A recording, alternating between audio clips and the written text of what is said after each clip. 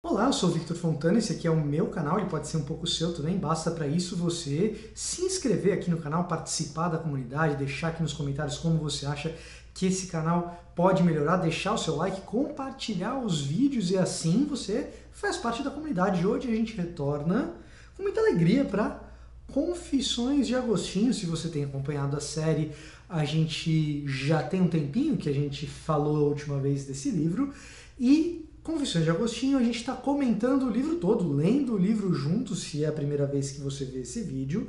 Nós estamos chegando no livro 3. Na verdade, Confissões de Agostinho é um livro que tem um monte de livros dentro e a gente está chegando no livro 3. Lemos os 2 primeiros livros juntos e tem vídeos aqui que você pode ver o quanto que a gente avançou na leitura de alguns temas e a gente vai começar agora o livro 3. E hoje eu queria falar sobre Agostinho e emoções. E se você não captar muita coisa desse vídeo, eu quero que você fique com essa coisa que é importante. Não abra mão da sua emotividade. Deus te criou como um ser humano emocional e Ele está interessado na completude do seu ser. Deus está interessado em todo o seu ser, inclusive nas emoções. Quando a gente começa a ler o livro 3 das Confissões de Agostinho, a gente se depara com a seguinte frase. Lembrando que Confissões de Agostinho ele está fazendo uma autobiografia, falando de si mesmo, e ao falar de si mesmo, ele está saindo da adolescência, chegando na vida adulta, ele fala o seguinte, olha só.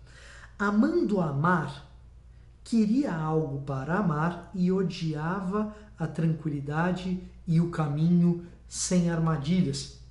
Aqui, Agostinho está falando sobre a questão do amor carnal, do amor libidinoso, que nessa fase, saindo da adolescência, entrando na vida adulta, fez muito parte da vida dele, e que, embora ele tenha estado entregue a essas paixões carnais, e ele amava estar nesse meio, ele procurava-o para amar porque parece que ele não entendia bem o que era o amor.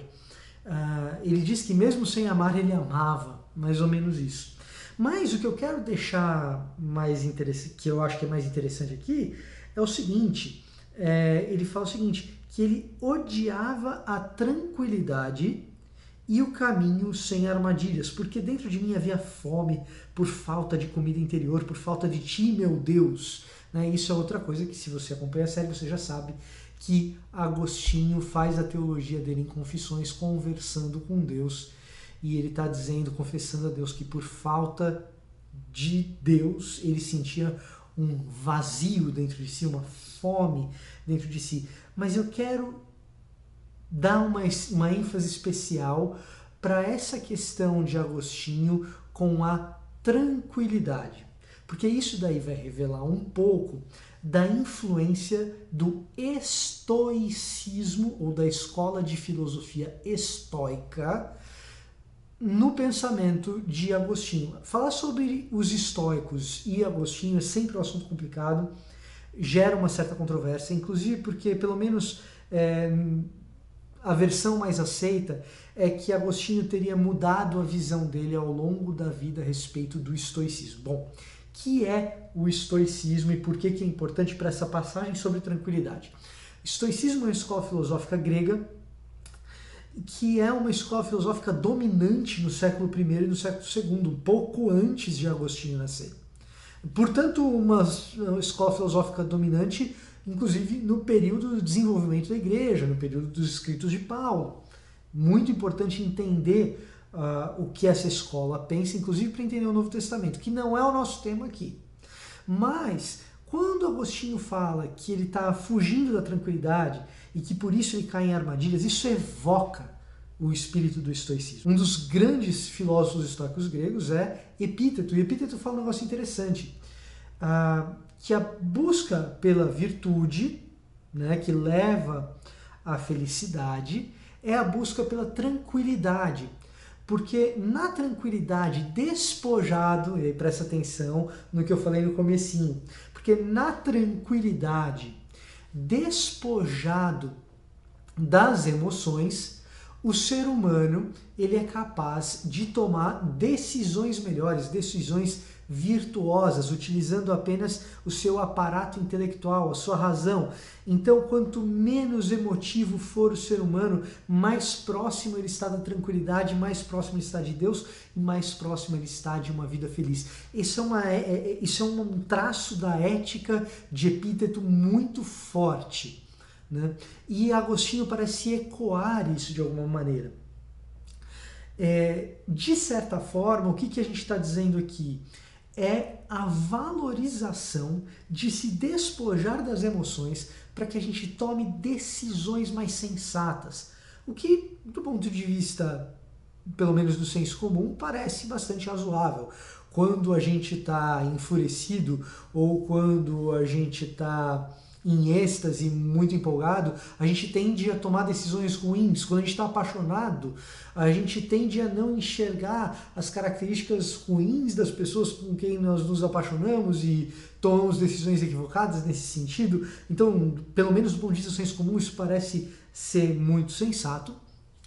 Mas a grande questão aí é que Epíteto, assim como Marco Aurélio, assim como Sêneca, assim como Cícero e outros pensadores dessa linha, eles vão pensar em despojar-se da emoção praticamente por completo, no que eles chamam de apatia, a palavra que acaba originando a nossa palavra em português, apatia. E esse despojar-se das emoções por completo, ou seja, é quase como se eu conseguisse me despir de qualquer aparato emotivo.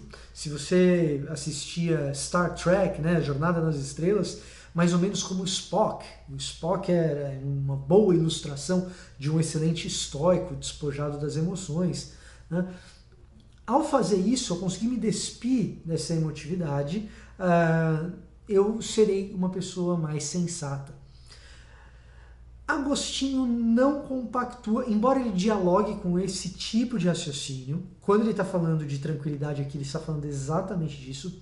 Agostinho, pelo menos o Agostinho mais maduro, ele não compactua exatamente com isso. Agostinho, ele na verdade recorre a um outro jeito de lidar com as emoções, que é mais platônico, mais aristotélico, que não é a apatia, mas a metriopateia, que é uma espécie de controle das emoções. Então você coloca as suas emoções em xeque, sempre. Você deve sempre colocar as suas emoções em xeque. E isso encontra alguma ressonância bíblica, por exemplo, quando a gente diz irai-vos, ou seja, a Bíblia permite a ira e, portanto, não se despe das emoções. Irai-vos e não pequeis, não deixeis o sol se pôr sobre a vossa ira. Ou seja, a ira ela é permitida, mas não carregue para o dia de amanhã, coloque a ira em xeque. Aparentemente a Bíblia e Aristóteles e Platão são consonantes nesse aspecto, e Agostinho, na verdade, ele quer colocar a paixão ardente dele em xeque, em análise. Acontece o seguinte, a espiritualidade do Novo Testamento, assim como a espiritualidade hebraica, é uma espiritualidade que valoriza a emoção, e a emoção ela não é uma inimiga da razão necessariamente. Pelo contrário, a antropologia do Antigo Testamento nos mostra um homem completo, que tem razão e emoção andando de mãos dadas. Não se faz essa separação entre as duas coisas. Por que eu estou falando dessas coisas assim num prisma mais filosófico, talvez um pouco mais difícil? Primeiro, para dizer que Agostinho não está certo em tudo que ele propõe, embora ele esteja mais correto do que os estoicos, nesse sentido, pelo menos na minha opinião, ainda assim, Agostinho parece imprimir na história do pensamento cristão, na história da própria teologia e da própria filosofia, um certo desapreço pelas emoções. E isso não é inteiramente bíblico. Isso vai influenciar a interpretação paulina durante séculos. E isso não é saudável. Paulo, ele mesmo, é extremamente emotivo nas suas cartas. Basta uma leitura rápida na Epístola de Gálatas, que a gente percebe esse Paulo muito emotivo e sem se furtar de sê-lo, e sem atribuir a isso algo pecaminoso, equivocado.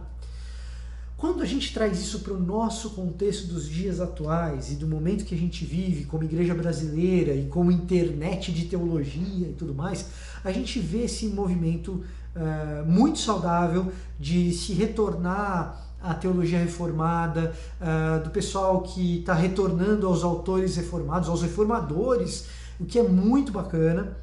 E às vezes, quando se vem de um ambiente neopentecostal ou talvez pentecostal para esse ambiente mais reformado, ao fazer essa transição, alguns equivocadamente querem abrir mão das suas emoções, pensando que uma espiritualidade emotiva é uma espiritualidade falha, e não é.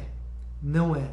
Aliás, o próprio Agostinho nos dá indício dessa emotividade quando ele transfere para suas próprias confissões e para o seu jeito de fazer teologia, de procurar a Deus, determinados tipos de linguagem, como, por exemplo, estar faminto de algo para dentro de si. O interior dele é faminto e faltava a ele alimento interior, e nesse livro 3 a gente vê bem que esse alimento para o interior que vem de Deus causava a ele enjoo, mesmo que ele estivesse doente. Mas ao utilizar essa linguagem visceral, o próprio Agostinho diz: não desista da sua emotividade. Deus quer trabalhar na sua razão e também no seu senso emocional. Até por isso nós temos riquíssima literatura bíblica poética, porque a poesia ela faz exatamente isso, né? Ela trabalha com a nossa intelectualidade, com a nossa capacidade cognitiva e também com o nosso emocional, com o nosso coração, com os nossos afetos. Então busque na sua espiritualidade um afeto, e nela a misericórdia, e nela emoções santificadas pelo Espírito Santo de Deus. Hoje a gente fica por aqui com Confissões de Agostinho. A gente volta ainda no livro 3, no próximo vídeo, talvez na semana que vem, talvez daqui 2 semanas, mas a gente volta, viu? É promessa. Eu ando meio falho com os vídeos, é verdade, mas a gente volta. Se você gostou desse vídeo, eu recomendo que você compre o livro da Penguin Companhia, que é a tradução do Lorenzo Mami, das Confissões de Santo Agostinho, e eu recomendo que você deixe o seu like nesse vídeo, porque é assim que o YouTube identifica que esse vídeo é relevante para as pessoas, e se inscreva no canal, deixe nos comentários como foi a sua experiência com a razão e com a emoção, como tem sido a sua experiência de vivenciar emotivamente o amor por Deus, como o amor por Deus te leva a lágrimas e te leva também à alegria. Eu vou ficando por aqui e até a próxima!